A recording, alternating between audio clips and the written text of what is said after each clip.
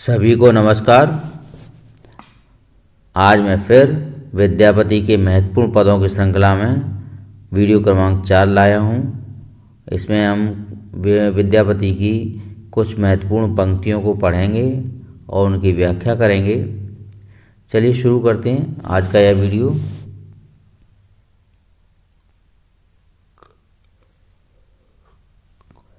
शैशव छल नव जौबल भेल, श्रवणक पथ दुहु लोचन लेल। बचनक चातुर लहु लहु हास, धरणई चांद्र करई प्रकाश। मुकुर ले अब करई सिंगार, सखी ठामे पूछई सुरत विहार। निर्जने उर्ज हेर कर बेरी, बेहसई अपन पयोधर हेरी। पहिल बदरी सम पुनः नवरंग, दिन दिन अनंग अगोरर अंग। माधव पेखल अपरवाला, शेषव जौवन दुह एक भेला। विद्यापति कहे तुह आगे जन अज्ञानी, विद्यापति कहे तुहि अज्ञानी। दुहि एक योग ई के सजानी, ई के कहे सजानी। तो ये जो विद्यापति की पंक्तियां हैं, इनमें विद्यापति जी ने बचपन के बाद जो शैशवावस्था के बाद जो यौवनावस्था है यानी कि जवानी है, उसमें जो अंग परिवर्तन हो जाता है यानी कि शैशवावस्था के पश्चात जो मानव शरीर में बदलाव आते हैं, उन बदलाव को उन्होंने यहाँ पर दर्शाया है। जो अंग परिवर्तन हो जाते हैं उस अंग परिवर्तन को उन्होंने अपनी भाषा में दर्शाया है। चलिए हम इसकी पूर्ण व्याख्या करने से पहले कुछ जो कठिन शब्दावली है उसको थोड़ा अर्थ जान लेते हैं। जैसे शैशव का मतलब होता है बचपन। श्रवणक मतलब हुए कान, श्रवण यानी सुनने वाले, और क लगा हुआ है यानी कि श्रवण यानी सुनना, श्रवणक यानी कि कान, है ना। लोचन मतलब आँख। चातुर यानी चतुराई। और लहू तो समझ में आता है। नहीं लहू है यहाँ पर, लेकिन यह छोटी छोटी सी बात के लिए यानी छोटा हास हुआ है, तो लघु या मंद। धरणी यानी कि धरती को कहा गया है, धरणी यानी कि धरती। सुरत विहार का मतलब काम क्रीड़ा से है ना। निर्जन यानी कि एकांत यानी कि सूनापन, है ना, निर्जन। उर्ज यानी कि उरोज यानी कि स्तन, है ना। पयोधर भी स्तन का ही पर्याय है। बदरी से यहाँ अर्थ है बेर। नवरंग से यहाँ अर्थ है नारंगी से। अनंग को हम वैसे भी जानते हैं, अनंग का अर्थ होता है कामदेव, किंतु यहाँ लिखा कुछ ऐसा है कि पढ़ने में थोड़ी दिने अनंग यानी कि कामदेव, है ना। और आगे क्या लिखा हुआ है, अज्ञानी। ये आगे जनी जैसे ये लिखा ना, तो इसको हम पढ़ेंगे अज्ञानी। योग मतलब मिलन। चलिए अब इसकी व्याख्या कर लेते हैं। तो यहाँ जो विद्यापति जी हैं, वे जो नायिका है उसके संबंध में कहते हैं कि नायिका के जो शैशवावस्था है नायिका की, और उससे वह अपने शरीर को परिवर्तित कर आगे जब बढ़ जाती है यानी कि यौवन अवस्था में पहुँच जाती है, तो उसके शरीर में जो परिवर्तन आ जाते हैं उसको देखकर उसकी व्याख्या यहाँ जो विद्यापति जी हैं वो कर रहे हैं। अब ये क्या कह रहे हैं कि शैशव छल नव उज्जवल भेल, श्रवणक पथ दुहि लोचन लेल। यानी कि नायिका अब बड़ी हो गई है, अब उसका बचपन बीत गया है। नव जौवल भेल, उसका जो बचपन था वह बीत गया है। श्रवणक पथ दुहि लोचन लेल, और उसकी आँखें अब कानों तक फैल गई हैं। श्रवणक पथ दुहि यानी कि सुनने वाले चीज़, यानी कि कानों तक उसके क्या फैल गए हैं, जो आँखें हैं उसकी कानों तक फैल गई हैं। अब उसके बचपन में चतुराई आ गई है। बचनक चातुर लहु लहु हास, यानी उसके जो चतुराई है वो क्या हुआ, बचपन में जो चतुराई थी वो चतुराई अब उसके होठों पर हंसी बनकर खेलने लगी है। धरणी चांद करई प्रकाश, और वह हंसी इस प्रकार खेल रही है उस होठों पर जैसे मानो कि चंद्रमा ने धरती को ही प्रकाशवान कर दिया है। मुकुर ले अब करई श्रृंगार, मुकुर यानी कि शीशा, यानी कि क्या बोलते हैं उसको, आईना। मुकुर ले अब करई श्रृंगार, वह आईना लेकर श्रृंगार करती है। सखी ठाम पूछई सुरत विहार, आईना लेकर जब श्रृंगार करती है और सखियों के पास जाकर काम क्रीड़ा, सुरत विहार यानी काम क्रीड़ा की बातें पूछती है। निर्जन उरज हेरई कतबेरी, बेहसन अपन पयोधर हेरी, और निर्जन एकांत में जाकर वह अपनी कितनी ही बार बार अपने स्तनों को देखती है। किसको देखती है, स्तनों को, यानी पयोधर, हेरी यानी कि उन्हें बार बार हेरना, है ना। पयोधर, अपने ही पयोधर को बार बार हेरती है, यानी कि वह अपने स्तनों को एकांत में जाकर कितनी ही बार बार देखती है और हंसने लगती है। पहल बदरी सम पुनः नवरंग, बीते दिने दिने अनंग अगोरल अंग, और देखकर हंसती है। और उसके पहले उसके जो स्तन थे वो कैसे थे, बेर के समान थे। उसके स्तन पहले कैसे थे, बेर के समान थे, और फिर वे बढ़कर कैसे हो गए, नारंगी, नवरंग यानी कि नारंगी। पहले बदरी और असम और पुनः अवरंग, नवरंग, यानी कि यहाँ पहले जो नायिका के जो स्तन थे वे एक बेर के समान थे, और अब वह नारंगी के आकार के हो गए हैं। फिर वे बढ़कर मतलब नारंगी आकार के हो गए हैं। दिन दिन अनंग अगोरल अंग, और उसके अंगों में ऐसा लगता है कि जैसे कामदेव आवासे हैं। माधव पेखल पव अपरूप बाला, शैशव जौवन दुहि एक बेला, विद्यापति कहे तुह अज्ञानी, दुहि एक योग न ईके कहे सज्जानी। देखिए यहाँ पर उसे क्या लगता है कि जो स्तन है उसके नारंगी के समान हो गए हैं, और उसे लगता है कि कामदेव खुद आकर उसके अंगों में आकर बस गए हैं। तो माधव से कहते हैं कि हे कृष्ण, आज मैंने एक अपूर्व बाला को देखा है। माधव पेखर अपरूप बाला, हे माधव, मैंने आज एक अपूर्व बाला को देखा है, जैसे उसका शैशव और यौवन दोनों मिलकर एक हो गए हैं। तो क्या कहते हैं, शैशव यौवन दुहि बल एक बेला, यानी कि उन्हें क्या लगता है, शैशव और जवानी यानी कि यौवन दोनों मिलकर एक हो गए, एक भेला। विद्यापति कहे तुहि अज्ञानी, और विद्यापति क्या कहते हैं, अरे दूती तुम ना समझो, अज्ञानी हो। दुहि एक योग ईके कह सज्जानी, कौन समझदार, यानी सज्जन यानी कौन समझदार कहती है कि शैशव और यौवन का एक साथ मिलन होता है।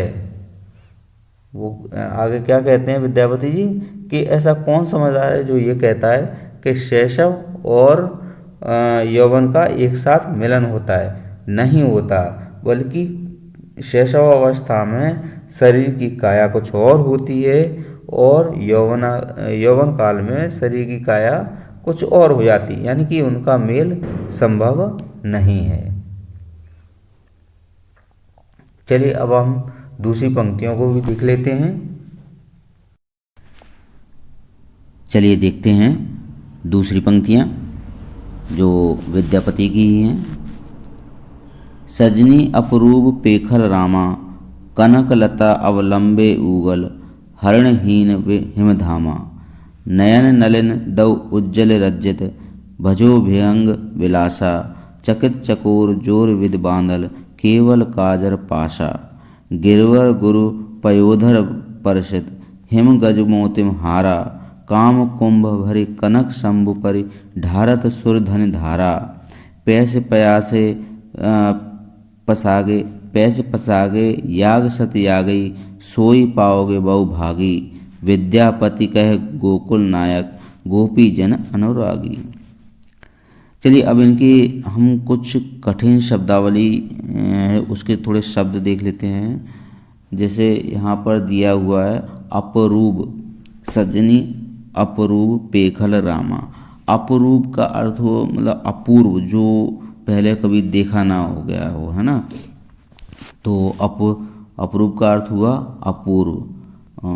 कनक लता, कनक लता का मतलब कनक यानी सोना, सोने से बनी हुई लता। हिमधामा, हिमधामा यानी कि चंद्रमा। नलिन, नलिन का मतलब हुआ कमल। और इसमें क्या बचा, विहंग, विहंग मतलब ऐसे अंग का वर्णन है जो वक्राकार हो, है ना, विहंग। चकित चोर विधि बांधल पाशा,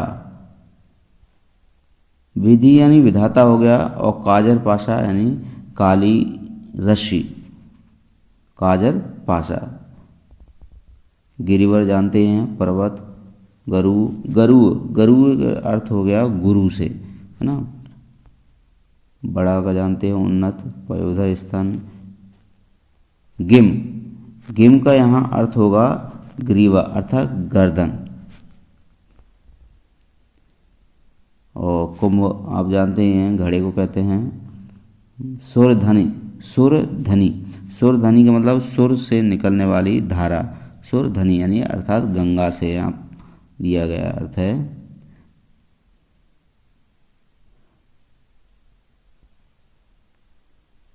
ठीक है, चलिए अब इसके अर्थ करते हैं। सजनी अपरूप पेखल रामा। देखिए यहाँ पर बात आई सजनी की, तो यहाँ पर जो विद्यापति जी हैं वो यहाँ इन पंक्तियों में क्या है, सखियों का आपसी वार्तालाप हो रहा है, जिसे एक सखी अपनी दूसरी सखी को सुना रही है। तो हम उसी अनुसार इसकी व्याख्या करेंगे। सजनी अपरूप पेखल रामा, कनक लता अवलंबे उगल, हरणहीन हिमधामा। यानी कि एक सखी कहती है दूसरी सखी से कि हे सखी, आज मैंने एक ऐसी सुंदरी को देखा, अपूर्व, कैसी अपूर्व सुंदरी को देखा, और उसे देखकर ऐसा लगा कि जो सोने की लता है यानी कनक लता है, जो उस सोने की लता वो अवलंबन करके और उसका क्या है, एक निष्कलंक एक चंद्रमा उगा है। सोने की जो लता है वो सोने की लता अवलंबन करके यानी कि श्रृंगार करके ऐसे निकली जो उसके अंदर कोई दाग ही नहीं बचा। वैसे कहते हैं ना चंद्रमा में दाग है, लेकिन वह एक सोने की लता को उन्होंने इसमें उपमा दे दी है कि सोने की लता मतलब जो स्त्री है, जो सुंदरी है, उसे देखकर ऐसा लगा जैसे वह एक सोने की लता है और वह चंद्रमा के समान उगी है ना। नयन नलिन दौ अज्जन रज्जित, भुजंग विहंग विलासा। यह नयन मतलब नेत्र, नलिन यानी कमल, उसके जो नयन हैं वो कमल के समान अज्जन रज्जते, यानी कि दोनों कैसे हैं, काजल युक्त हैं और वे कमल के समान दिखाई पड़ते हैं। भुजंग विहंग विलासा, और उसके जो भवें हैं वो वक्राकार हैं। कैसी हैं, वक्राकार हैं। चकित चकोर जोर विद बांधल केवल काजर पाशा, और जो काजल युक्त दोनों उसके जो नेत्र हैं, उसके जो नयन हैं, उसकी भौं के वक्र भाव को देखकर क्या लग रहा है कि जैसे चौंकते हुए चकोर। कैसे चौंकते, चकोर चौंकते हुए जो चकोर हैं, उनके जोड़े को विधाता ने केवल काली रस्सी से, केवल काजर पाशा, काली रस्सी से बांधकर वहाँ बिठा दिया है। कहाँ पर, नयनों के ऊपर। गिरवर गरु पयोधर परसित गिम गजमोतिम हारा।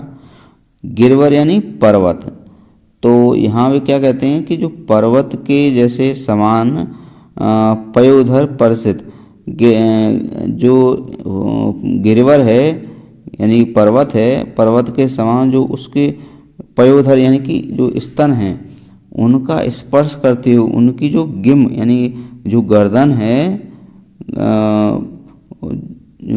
जो गर्दन है उससे स्पर्श करते हुए गर्दन से निकला हुआ, यानी कि गिम गज मोतिम, गज मोतिम मतलब जो मोतियों का हार है, वो गर्दन से निकल कर कहाँ, पयोधर को स्पर्शित करता हुआ, यानी कि स्पर्श करता हुआ नीचे और जो पड़ा हुआ है हार, और उसे देखकर क्या जान पड़ रहा है कि जैसे काम कुंभ भरी कनक शंभु परि ढारत सूर्यधन धारा। तो ऐसा जान पड़ रहा है कि जैसे कामदेव सोने से निर्मित शिव को कैसे कनक शंभु यानी कि सोने के शिव के ऊपर गंगा की धारा को घड़े में भरकर उलेड़ रहा है।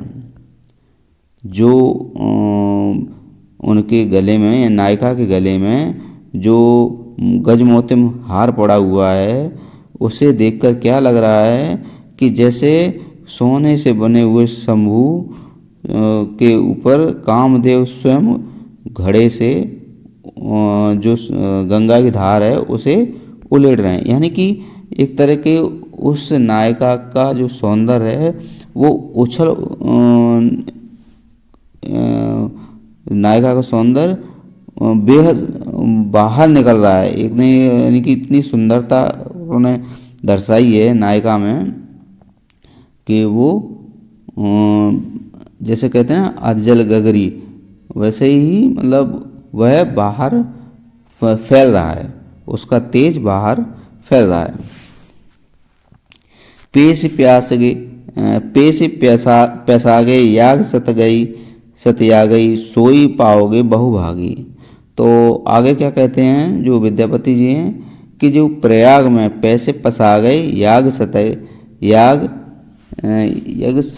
यागई, यानी कि प्रयाग में जाकर जो सैकड़ों, सत यानी सैकड़ों यज्ञ करता है, वही ऐसे जो महान और भाग्यशाली हैं, वे जो बहुत ही भाग्यशाली हैं वो ही ऐसी नायिका को पाएंगे। विद्यापति कहे गोकुल नायक गोपी जन अनुरागी। लेकिन आगे क्या कहते हैं विद्यापति जी कि गोपी जन नायक जो हैं, जो श्री कृष्ण, वो गोपी जनों के अनुरागी हैं। इसमें जो नायिका का वर्णन किया गया है थोड़ा भाषा मैथिल जरूर है, पर ऐसा नहीं कि आप लोग नहीं कर पाएंगे। अपनी भाषा में लिखने का प्रयास करें, मुझे उम्मीद है आप लोगों को इसकी व्याख्या ठीक समझ में आई होगी। चलिए अगले वीडियो में मिलेंगे, तब तक के लिए नमस्कार।